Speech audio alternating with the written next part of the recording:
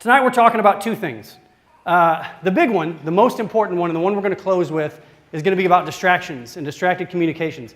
We're going to start, though, with something a little different. We're going to talk about the idea of turning towards your partner.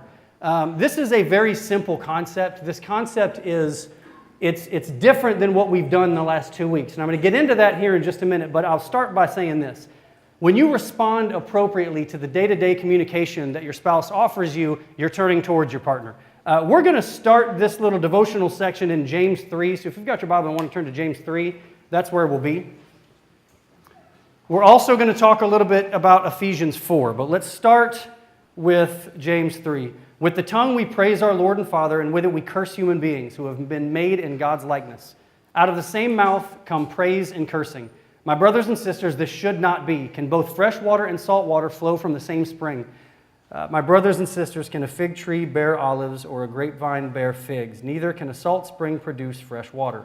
So in James, we get a picture of the power of our language and how we choose to use our language. We also see the consistency is really important, and we're shown the dangers of being inconsistent in our speech. I'm going to flip over to Ephesians 4. Do not let any unwholesome talk come out of your mouths, but only what is helpful for building others up according to their needs, that it may benefit those who listen. And do not grieve the Holy Spirit of God, with whom you were sealed for the day of redemption. Get rid of all bitterness, rage and anger, brawling and slander, along with every form of malice. Be kind and compassionate to one another, forgiving each other just as Christ God forgave you. So in Ephesians, we're told again how to properly use our language. It's to be used to build others up. Tonight, we are going to talk very specifically about using our language to build our partner up, but it's going to be really different than what we did last week, where we were really proactive in that. We're also told to avoid using the language that tears others down because it grieves the Holy Spirit. It's important for us to keep in mind there are very few instances of which that's said. He also tells us, Paul tells us to get rid of some stuff. Bitterness, rage and anger, brawling and slander, malice. These are things that destroy your relationship. They have an especially negative impact on marriage. Tonight, what we're going to look at is those things, bitterness and anger and brawling and slander and malice. Those things don't exist in a vacuum. You don't go from zero to malice. You don't go from zero to anger. There's a progression. And what we're going to talk about tonight is paying attention to the little things that lead to those big things. So we're going to try to cut this off at the source. For the last 2 weeks, we have been talking about being proactive and using communication that you don't normally use. Right? So week 1 and week 2. Week 1, I asked you to ask each other questions that you don't normally ask each other. Week 2, I asked you to express kind sentiments to each other that you don't normally express. Tonight is very different. Tonight is not about being proactive. Tonight is about being vigilant. It's about catching those little moments that exist between you and your spouse and handling them the right way. And all of it is connected to how you choose to use your words. So let's start right off the bat with a little quiz that's going to find out whether or not this is an area of concern for you. Ooh, a lot of pressure, right? All right, here's what I want you to do.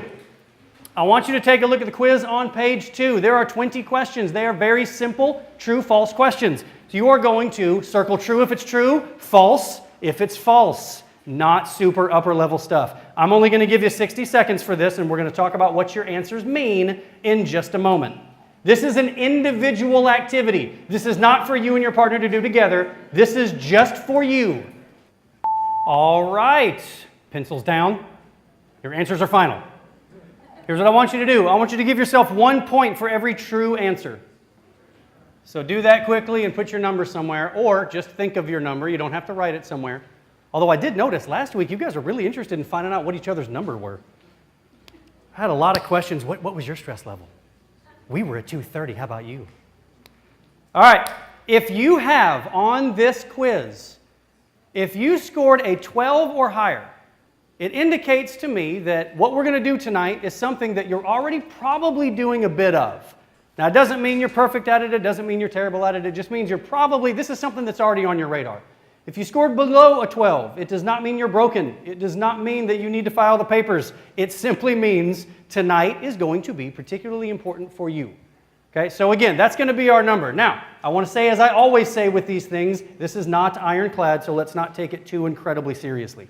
My first question for you is this. When do you really build intimacy? The first answer is you do the stuff we've done the last 2 weeks. So you be proactive and you ask questions and you get to know each other and you get to spend time exploring who the other person is. But there's another time, and it's actually way easier. It's way easier for men particularly, and I don't mean to gender stereotype, but I do that kind of a lot in these things. For men who struggled in those first 2 weeks, this week is going to be different because this is actually way easier. When do you really build intimacy? It's when you're bored. It's when your partner attempts daily stuff. I'm going to tell you an intimate connection. A moment where you're building a fortress around your marriage is the moment where you look at your spouse and with genuine confusion, you ask the question, if the Fraggles lived in the wall, where'd the Gorgs live? Because they're way too big to be in the wall, so they had to be in another universe. And your spouse looks at you and says, yes, Ryan, that's a really interesting question. Let's talk about it. Those kind of positive responses, that is when you build intimacy. If you think back to that first week, I showed you the video clips of the Notebook and of Titanic, and what we saw was this really romanticized version of intimacy being built. And I want you to know, yeah, that's a version of intimacy. And what we've done the last 2 weeks, those are versions of intimacy. But tonight we're going to talk about bids for attention. This is what John Gottman in the marriage and family world refers to as bids for attention. Bids for attention are in your day-to-day routine when you talk to your husband, when you talk to your wife, when you say things that are incredibly simple. I'm showing you a list in front of you of words that would be considered bids for attention. You've probably said everything on this list in the last 48 hours. How are you today? Did you see that thing on the news? I'm frustrated. Where do you want to eat? Which is the genesis of every fight in the history of marriage. How you respond to these things makes a really, really, really big difference in your marriage, and we're going to talk about it tonight. The key is, in those moments, I want to encourage you to be present. And tonight we're going to practice a little bit being present in these conversations. You have to act like you want to be in the conversation. I want you to think for just a minute, not about those moments where you're expressing deep gratitude and deep appreciation like we did last week. I want you to think about how you sounded today when you were sitting on the couch and your spouse walked in and said hi to you. What'd you do? How did you sound? How did you respond? How did you respond when she called you in the middle of the day and you picked up the phone and answered? What was your tone of voice?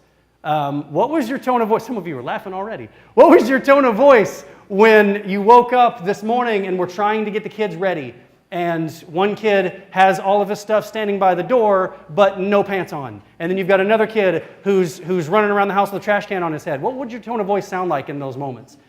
Tonight we're going to look at being present in those moments. I want to encourage you to think about something. And it seems small, but I want to encourage you to respond to your partner in those moments the way you might respond to a friend, an acquaintance, or a coworker. Sounds totally backwards, right? We will say things to our spouse. We'll be rude to our spouse. We'll be short to our spouse in ways that we would never be to people outside of our marriage. I want to encourage you in those small moments to give your spouse the same respect that you give your friends and coworkers. What this does, and I'm not going to go super clinical here, but I want you to understand why this is important.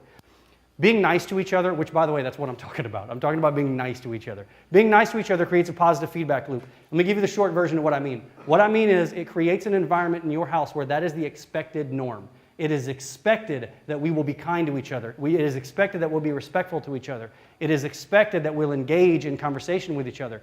This doesn't work. Building positive relationships and respect and respectful communication doesn't work if you don't say anything about it until your kid smarts off to his mom. If that's when you choose to step in, it's too late. You've created an environment where we don't talk very politely to each other already, and then your kid just calls your bluff on that environment, and then you get on to the kid. That's a problem that we need to deal with, and the way we deal with it is not to jump on that moment then, although you do need to correct it. The way we deal with it is we create an atmosphere where we all understand that respect is the norm. This is a weird slide for a marriage workshop. I want to talk to men. I'm going to speak manese for a minute. All of us who played sports at some point in our lives, we understand some basic concepts about creating a winning culture. We understand some concepts about putting a football team together or putting a baseball team together. If I asked you to talk about the principles of building a winning football program, you know what kind of words I'm going to hear? I'm going to hear words like unity, do the little things, work hard at the small things, don't skip reps. Every time you cheat a rep in practice, you're cheating your teammate, which means you're cheating us, which means we're not going to be as successful. We take those concepts and we embrace them when we're talking about throwing a baseball. or when we're talking about running an offensive play or a defensive play, but we seem to miss that all those same concepts apply in our home. Those little moments at home where your wife offers you a word of suggestion, where she offers you a question, where he offers you a question. Those little moments, those are the practice moments. If you think about throwing a baseball, any of us as dads, we're teaching our kids how to throw a baseball. You know what we pay attention to? We pay attention to their foot placement. We pay attention to how far apart their feet are. We pay attention to their grip. We look at their arm. We look at their release point. We look at their hips. We look at their head. We look at their eyes. We take all those things into account. And when one thing is off, what are we going to do? We're going to point it out. Okay, you need to do this. You need to do this. Move this around here. Take your elbow here. Move your hips here. But then when it comes to the environment in our home, we tend to just want things to be really nice and kind and respectful without having to worry about those little interactions. Tonight is all about those little interactions. When you do this, you add deposits into your emotional bank account. This is a concept we're going to talk about a lot in the coming weeks. Adding deposits into your emotional bank account. Now, we do this in all large groups, in families and in large groups as well. We add, we contribute, we give of ourselves because eventually we're going to need to make deposits or make withdrawals. I want to mention something.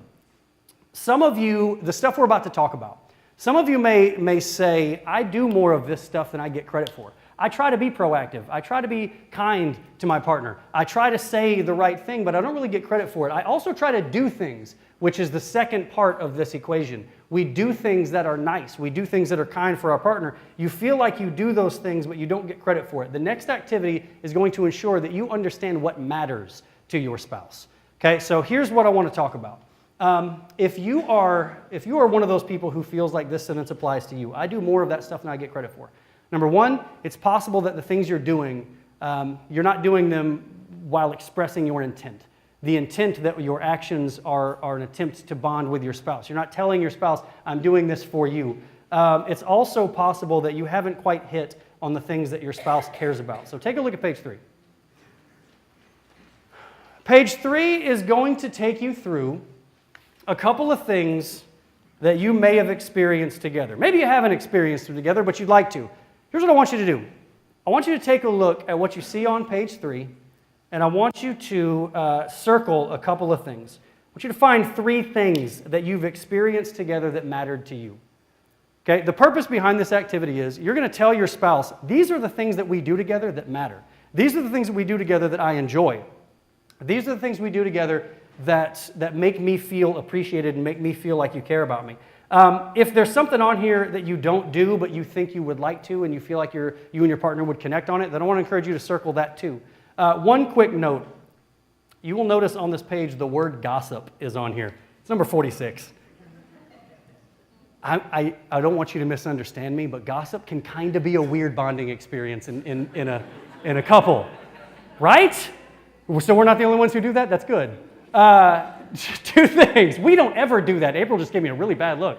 We never do that. I've heard of things. All right, I'm going to bail out of that. Here's what I mean by that. There are times where talking about the things that you observe in other couples, the thing that you experience in other couples, there's times where that can be a bonding experience. So don't take that in the way that you probably could. I mean that in a positive. We observe these things and we talk about them together. All right, so here's what I want you to do. I am not going to give you a ton of time to do this. So I hope you've already been looking through this. The ending activities we're going to do tonight are far more in depth than this one. So really quickly, I want you to take about 2 minutes and I want you to find 3 things that mattered. I want you to then express them to your partner. All right, I'm going to go ahead and jump for the sake of time. We talked about being vigilant in those small moments. What you just circled, those were small activities. These were small things, small experiences that you share together that should be bonding experiences. And my hope is, even if I didn't give you enough time to go through it all tonight, my hope is you will explore things on that list that matter to you and you'll make a point of doing those things. I want to make sure you know something. Positive moments can be created in a lot of ways. The first thing that I can tell you is your partner just gave you some very solid information on how positive moments can be created. You can do the things that your partner just said, but that is not the only way to do it. You can pay attention to the other person. You can pay attention to those very small moments. Make a habit of daily check-ins. I want to say something about point 3. Make a point of giving news to your spouse before you give it to anybody else. That seems like a very small thing, but if you have good news, pay attention the next time you share it with people. Because here's what you notice. The first time you share it, you get kind of worked up. It's an emotional experience. It's an experience where there's more than just factual information. It's a bonding experience between you and whoever the first person you tell good news to is. And then down the line, that emotion gets a little less and a little less and a little less. And by the time it gets to your spouse, oftentimes we've lost the emotion. So commit to doing that. The bottom line tonight is embrace your mundane activities as opportunities to get closer. Here's the simplest way I can phrase this to you. Every time your partner looks at you, every time your partner asks you a question or gives a comment to you, you have an opportunity to finish that little exchange either a little bit closer to them or a little bit farther away from them. The more times you pick closer, the better your relationship will be. Now, I don't expect every one of these to be perfect, but I want you to understand that the more times you pick positivity, the better. Your tone in this moment really, really matters. So yes, I'm going into the dreaded tone area again. I'm going to give you an example of why I talk about tone so much. Look at this sentence. There are two very distinct ways this sentence can be uttered. There's a difference between he's on fire and he's on fire. Those are two very, very different meanings. Your tone is the only difference. I'm going to give you another sentence. There are two very distinct ways that this sentence can be uttered, and if you are a teacher, you are going to be uttering both of them in the next couple of weeks. Your child is lovely, and your child is lovely. There are two ways that you can utter those. The only difference is your tone of voice. So if you hear tone, tone, tone, tone, tone, or the way you talk to me, I don't like the way you talk to me, if you hear things like that repeatedly, that's a giant red flag. Pay attention to it and do not dismiss it. So what's the target number? I don't expect it to be perfect all the time. I'm going to give you an actual number, 5-to-1. If you can maintain a 5-to-1 ratio of positive interactions to negative interactions, and for the record, this is not my opinion. This is 25 to 30 years of longitudinal data show us in the marriage and family world. If you can maintain 5 positive interactions for every 1 negative interaction, it is the #1 best predictor of relationship success. Now, those 5 positives, they don't all have to be giant high fives. They don't all have to be, I love you so much, thank you for everything you do for the dog. They don't have to all be like that. They can literally be as simple as your wife says, how was your day? And you actually look up from your phone and say, my day was really good. Thanks for asking. How was yours? That's a positive. If you can outnumber those 5-to-1, you're going to be good. Now, be present. It's easy. So why don't we do it all the time? What am I talking about tonight? I'm talking about being nice. Let's be honest. That's what I'm talking about. I'm talking about being nice to your partner. So why don't we do it all the time? There are 2 primary reasons. Number 1, you have allowed negative feelings to take root. You now view these small interactions as moments of irritation or of frustration. If that is you, if you connect to the sentence you see up here, I want you to know something. There is hope for your marriage. You are not broken, you are not lost, but you really need to go back over those first 2 weeks and dig deep into those activities because you need to rekindle the positive feelings that you experience. And if that doesn't work, by the way, if you go through those first 2 weeks and you still don't feel like you've got it, and I mean this very sincerely, call me. We'll do some work together. We'll all 3 sit down and maybe try to figure out what's going on. More than likely, though, if you're missing these small moments with your spouse, it's not because of the negativity. It's because you're just really distracted and you're choosing other things over your spouse. Most people don't deliberately withhold affection and they don't deliberately withhold stuff. They do it on accident. And I'm going to tell you a very personal example of this. Last week, my wife tried to do, we sat at the dinner table, and she got out our workbook from last week. And she tried to do an activity from the workbook that I'm teaching. And you know what I did? I looked at our 2-year-old who was standing on the ground. He was saying something, and then I said something to her, and then I said something to the kid, and then I was out of the conversation. And I completely whiffed on that. That was not out of malice. That was out of complete and total distraction. So I want you to know this stuff absolutely does happen. We're distracted by a lot of stuff in our culture, but we're really distracted by our technology. This is shocking to me. 9.6 minutes. On average, Americans open up their phone every 9.6 minutes. If you did anything else every 9.6 minutes, you need to see a specialist. You have a disorder and you need to be medicated. If you just karate kick every 9.6 minutes, you have a disorder. If you did anything every 9.6 minutes, you need to go see somebody. We have a culture, though, where every 9.6 minutes to do this, to have that little phone reflex, that's totally fine. We don't look at that as weird at all. And I'm going to give you another example of how I know that. I was shopping for Christmas presents at Costco last year. And I saw this and was horrified. And if you don't know why I'm horrified, let's take a look at Mama. Is that what we want? Is that what we want for our little girls? This is supposed to be, it's a little kid's play set, which means they're playing like mommy and daddy. First of all, look at dad going straight for the fridge. and mom is posting on Facebook that dad's going for the fridge again. This is a couple of 2-year-olds who need to come to the office and do some marriage work. We are in a very weird culture. I want to make sure you've heard me say this. If you are unfamiliar with this, I'm going to say it now. I'm not going to delve too deeply into this tonight, but I want you to know something. The impact of social media on marriage was my research focus and is still my research focus. We can have a very lengthy conversation about this at some point if you would like, but I just want to show you this because this kind of encapsulates everything that I've ever found.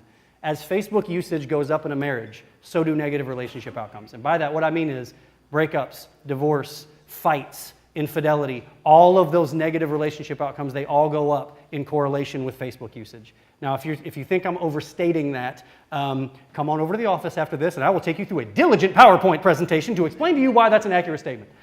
These things are disturbing, and I want you to know, though, that they're not the only issues. I told you last week we're not only going to talk about technology tonight. Take a look at this list. Can you relate to the stuff on this list? Getting in the way of your marriage, getting in the way of your relationship. By the way, it's weird to say our kids get in the way of our relationship, but man, do they ever.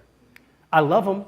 I'm not saying I want to give them up, and I'm not saying that I want to stick them outside for the next 3 hours, but I am telling you, yes, kids do get in the way of your relationship. They get in the way of your intimacy. They get in the way of your connection. I got a lot of parents with little tiny babies, so congratulations. You just heard a bunch of terrifying stuff.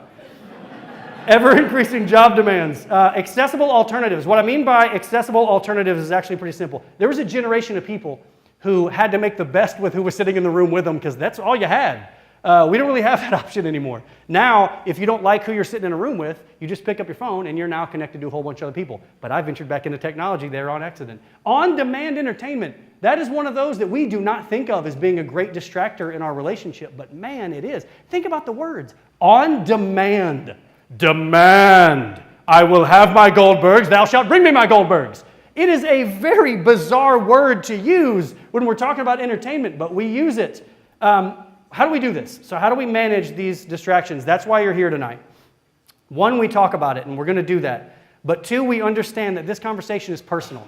I got to be honest with you. I don't totally know why this is, but when I talk to you about what gets in the way of your relationship, you take it personally. When your spouse comes to you and says, hey, you're on your phone a lot, we take that really personally. When your spouse comes to you and says, you get involved in a game and I can't connect, I can't talk to you. We take that really personally. Tonight, I want to encourage you to not take it personally. We're going to seek resolution rather than something else. And I want to make sure I've said this as well. I am not trying to take your distractions from you.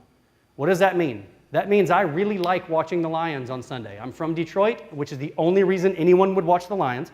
I watch them every Sunday, and I don't want to take that away from me, and I don't want to take your Cowboys away from you. I don't want to take your Facebook away from you. I don't want to take your phone away from you.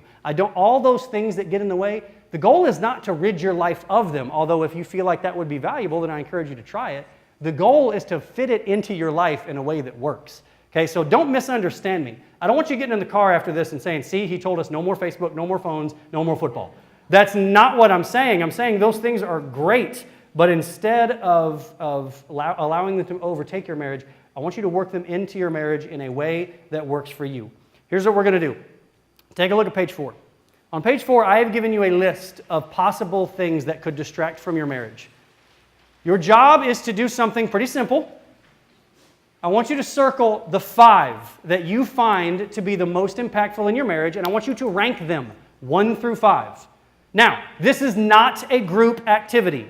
Meaning, I am not interested in you and your spouse having to agree on this. And the reason for that is, if you believe it's a distraction, it's a distraction. We are going to have a conversation about this in just a minute, but for now, you circle your 5, and then your spouse do the same. Rank them in order, and you have only 2 minutes to complete this, so it's going to be a challenge. All right, coming out of this, I want to make sure I've said something. My goal in giving you this list was not to give you an exhaustive list. So I understand that there may have been words you connected with, there may not have been. Don't get hung up in semantics. If you see something on that paper that triggered a thought, I want you to circle it. Now the catch is we're going to talk about it. I want you to flip over to page 5. I told you last week my job was to try and give you a method for having this conversation that is as easy as this conversation can be. I want to make sure you hear me say again, though, this conversation is weirdly personal, and we have a tendency to get offended when we hear our spouse express things that bother them about us. We get really upset. I want to encourage you tonight to remember something. You're turning towards each other. You're working together as a team to try and solve a problem that exists between the two of you. This is not an assault on your character. This is not an assault on you as a mother. It's not an assault on you as a husband. This is your spouse observing that there's something coming between us, so let's work together to try to fix it. I want to walk you through these questions really quickly. Here's what I want you to do. First, I want you to write the distraction that you're going to be working through where it says distraction, or if you want to use this as a guide, then don't write it. Just know that when you get to that point, you need to talk about what the distraction is going to be.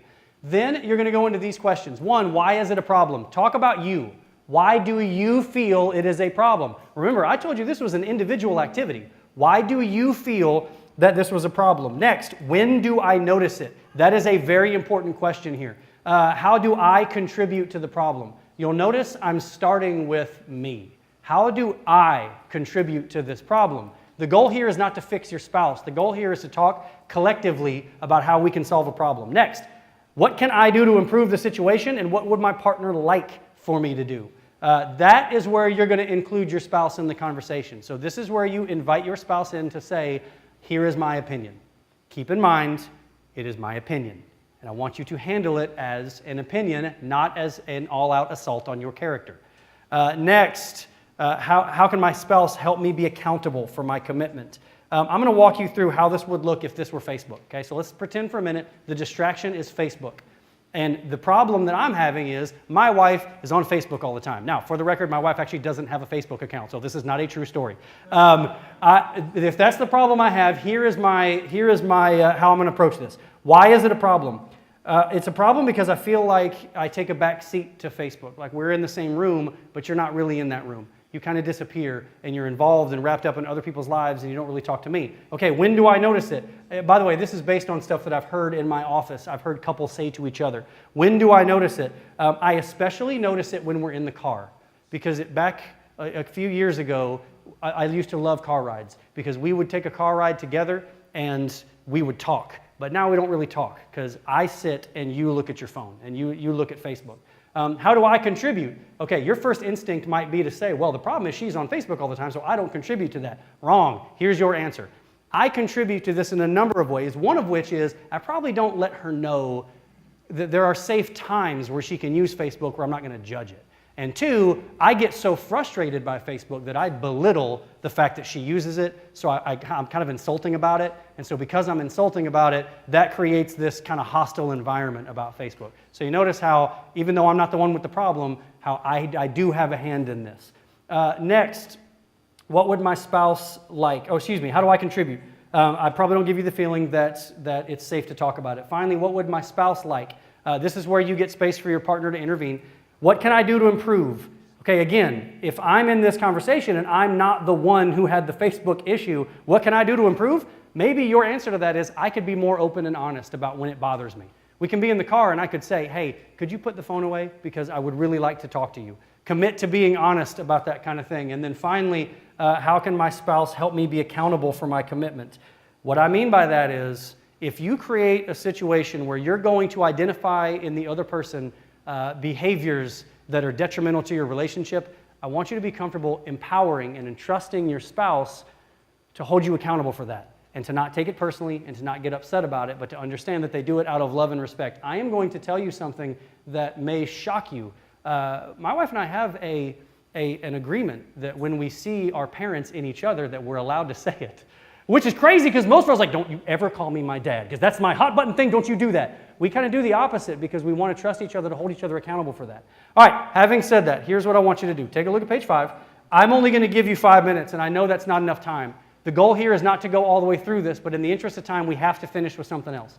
I'm going to give you 5 minutes. If you only get through 1, that's fine. If you get through 2, that's fine. But the goal is get through at least 1 or 2, and then we'll wrap it up.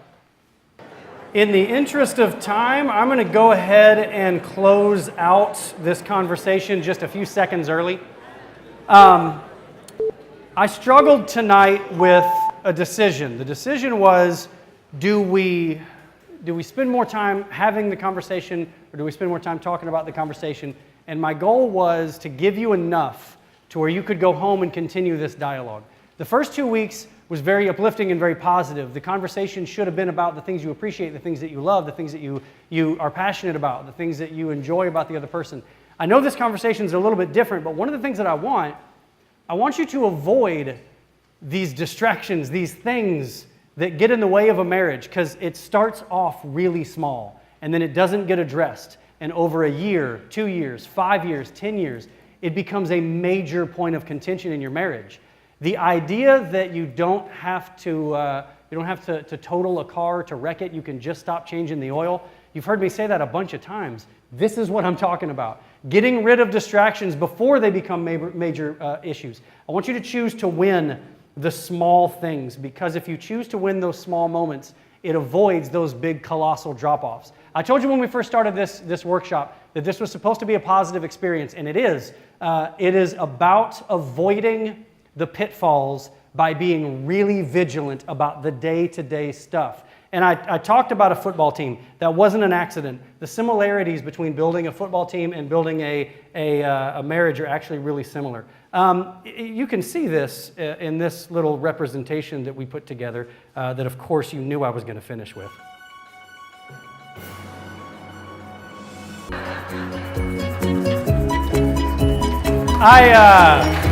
I want to thank the Allens.